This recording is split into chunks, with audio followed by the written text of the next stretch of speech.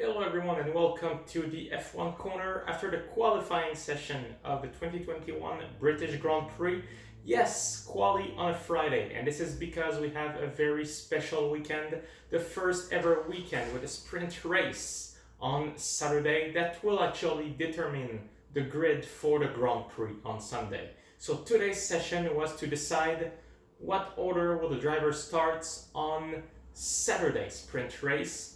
And yeah, let's dive right into it. Lewis Hamilton took first place in front of Max Verstappen, and I think it surprised everyone. So let's just start with Q3 as usual. And remember to smash the like button and to subscribe to this channel. So we're out in Q1. Yuki Tsunoda, Kimi Räikkönen, Nicolas Latifi, Mick Schumacher, and Nikita Mazepin. The two Haas, no surprises there. Then if we go up, Nicolas Latifi once again out in Q1 behind teammate George Russell. Kimi Räikkönen 17, while Giovinazzi made it to Q2.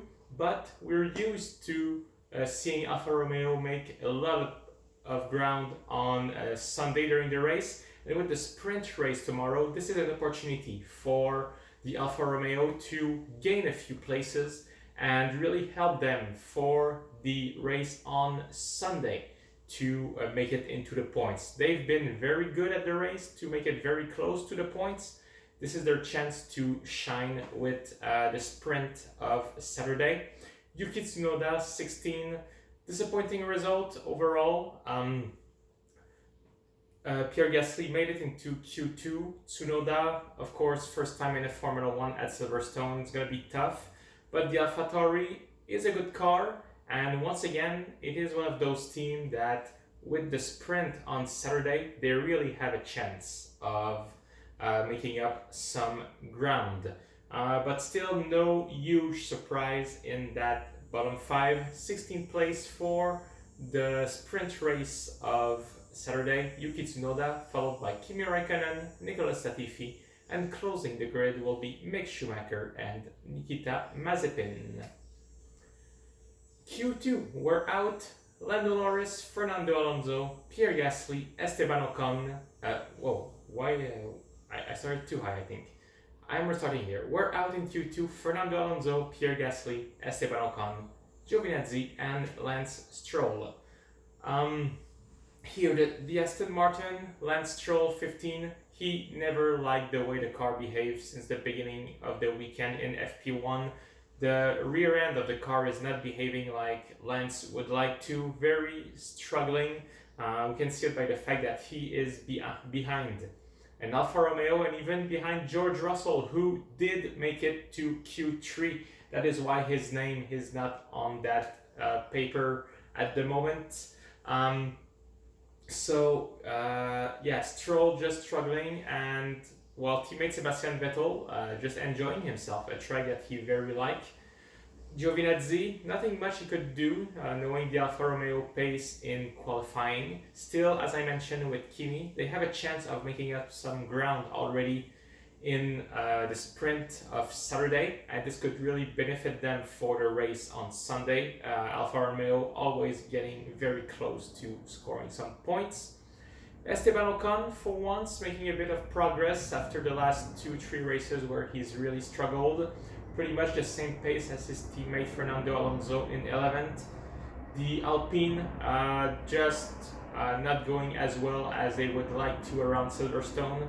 But they still have a chance once again to make up some ground for the real race with the sprint on Saturday. And Pierre Gasly only P12. Will probably be disappointed with that, knowing the pace of the AlphaTauri in the last few races.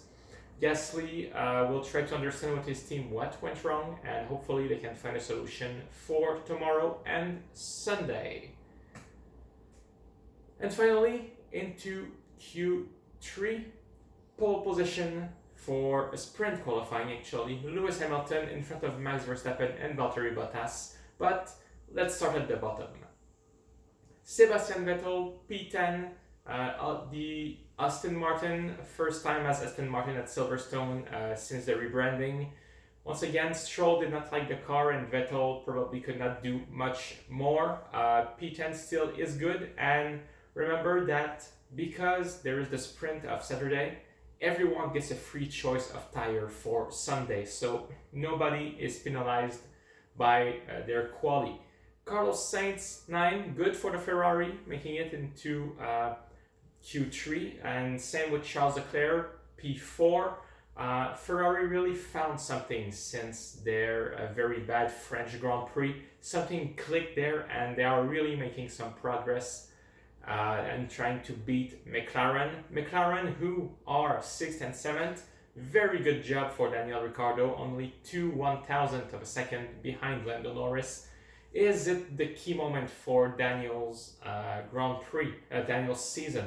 We know that last year when he was with Renault, this is the track where everything clicked. Could it be the same for him with McLaren this season? We'll see throughout the race, but very, very good job for Ricciardo. And Lando Norris, P6, also a good job overall, but behind Charles Leclerc, so they will have to really increase their pace during the race and even during the sprint, maybe, in order to beat the Ferrari. George Russell, the hero of the day, P8 for the Williams. Where did they find such pace? Nobody really knows, but for sure it is a remarkable performance by the Briton, especially since he is not P10. He is really in front of a Ferrari and an Aston Martin here. What can he do on Saturday and Sunday? It's tough to tell at the moment, but if he can keep it up and with literally nothing to lose, Williams could cause a very big surprise. Sergio Perez, P5, might be somewhat disappointed looking at the pace of the two Mercedes and teammate Verstappen, but got a chance to pass Charles Leclerc at the start, and I keep treating this as if it was a normal quali, but with the sprint tomorrow, Perez will want to overtake Leclerc to start at least P4 to help Verstappen. And our top three, Hamilton, first, nobody knows where he found that lap. The Red Bull of Verstappen looked very, very strong since this morning in FP1, and somehow Hamilton finding the pace to start in first place for the sprint. But it does not mean he will start first for the race. Will Verstappen attack during the sprint race? I think it would be an opportunity if he has the speed just to start in front for the real Grand Prix. Bottas third will be there to help Hamilton, try to impede Verstappen, try to impede Sergio Perez if he tries to make up some ground. So, we have a very interesting grid for the sprint qualifying of Saturday. And, if we have some action on tomorrow, I think the race could be interesting. So, let's see how it goes. I don't really have any expectations. But for sure it was pretty exciting, but it is weird because I personally don't feel as excited as I should be after qualifying.